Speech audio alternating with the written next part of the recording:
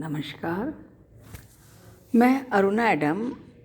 जैसा कि अपन रासायनिक अभिक्रियाओं की क्रियाविधियों में अपन डिफरेंट टाइप ऑफ रिएक्शंस के बारे में पढ़ रहे थे।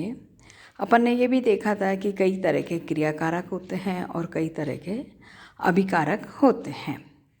परंतु कोई भी क्रियाकारक जब उत्पाद में बदलता है तो उसमें ऊर्जा का कुछ ना कुछ परिवर्तन होता है और हम जानते हैं कि जितनी कम ऊर्जा होगी वो प्रोडक्ट उतना ही स्थायी होगा। तो इसलिए आज हम टॉपिक लेते हैं ऊर्जा का चिंतन, रासायनिक अभिक्रियाओं की क्रियाविधि और उसके अंदर ऊर्जा का चिंतन। प्रत्येक पदार्थ की कुछ ऊर्जा होती है जो उसके परमाणुओं व बंधों की प्रकृति पर निर्भर करती है। किसी प्रोसेस में ऊर्जा का परिवर्तन किस प्रकार हो रहा है, इससे उस अभिक्रिया की गति एवं उत्पाद की प्रकृति दोनों का ही निर्धारण होता है कि जैसे जैसे ऊर्जा का परिवर्तन होगा वो ही परिवर्तन निर्धारित करेगा कि अभिक्रिया फॉरवर्ड डायरेक्शन में चलेगी, बैकवर्ड में चलेगी, फास्ट होगी, स्लो होगी, एटसेट्रा। यदि हम एनर्जी ऑफ रिएक्टेंट यानी क्रियाकारक की ऊर्जा को ER से और एनर्जी ऑफ प्रोडक्ट यानी उत्पाद की ऊर्जा को EP से रिप्रेजेंट करें तो हमारे दो तरह की अभिक्रियाएं हो सकती हैं, एक ऊष्माक्षेपी अभिक्रिया और एक ऊष्माशोषी अभिक्रिया। ऊष्माक्षेपी यानी एक्सोथर्मिक रिएक्शन जिसमें कि ऊष्मा बाहर निकलती है। यदि रिएक्टेंट की ऊर्जा प्रोडक्ट की ऊर्जा से अधिक होगी तो रिएक्टेंट की बची हुई ऊर्जा जो है वो ऊर्जा के रूप में ऊष्मा के रूप में बाहर निकलेगी। इसे हम एक्सोथर्मिक रिएक्शन कहते हैं। यदि ऊष्मा जो है वो प्रोडक्ट की अधिक होगी, यदि ऊष्मा जो है वो प्रोडक्ट की अधिक होगी बजाय रिएक्टेंट के, तो रिएक्शन जो है वो ऊष्माशोषी अभिक्रिया होगी।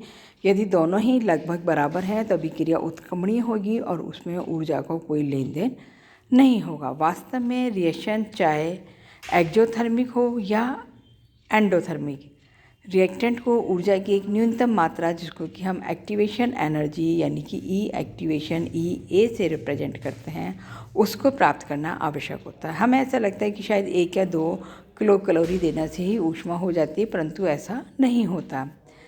यदि हम जैसा कि हमने नीचे दिखाया गया है चित्र में, इस अनुसार हमें लग रहा है कि क्रियाकारक और उत्पाद के बीच में सिर्फ एक ΔH की ऊष्मा का अंतर है और इस ΔH की ऊष्मा देने से रिएक्शन हो जाएगी, परंतु ऐसा नहीं होता।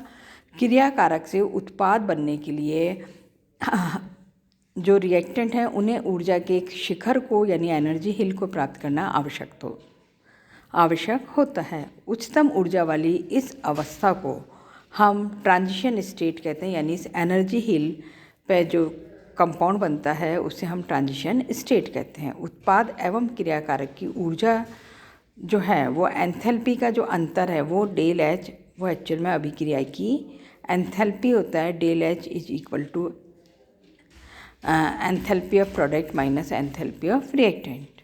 ट्रांजिशन स्टेट उच्चतम ऊर्जा की अवस्था है जिसे प्रोडक्ट प्राप्त है जो कि होता है। ट्रांजिशन स्टेट के थ्रू ही हम प्रोडक्ट को प्राप्त कर सकते हैं, यानी उच्चतम पहाड़ी पर पहुंचना जैसे कि मैंने दिखाया वो ज़रूरी है। चाहे आपकी उत्पाद की ऊर्जा क्रियाकारक से कम हो या उत्पाद की ऊर्जा क्रियाकारक से अधिक हो, अर्थात EP में भी ग्रेटर और लेस देन ER, परंतु ऊर्जा की पहाड़ी पे पहुंचना जिसे कि हम E एक्टिवेशन कह रहे हैं, ये अवस्था संक्रमण अवस्था के यहाँ तक पहुंचना आवश्यक होता है।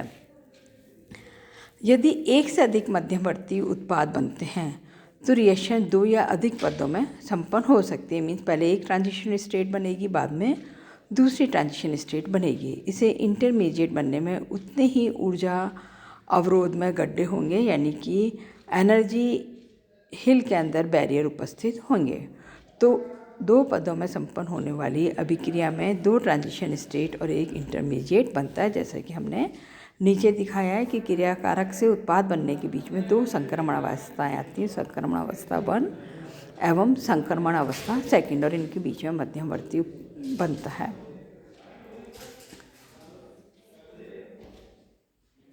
इन्हें हम एनर्जी हिल्स में बैरियर या गड्ढे हैं जो कि कहते हैं।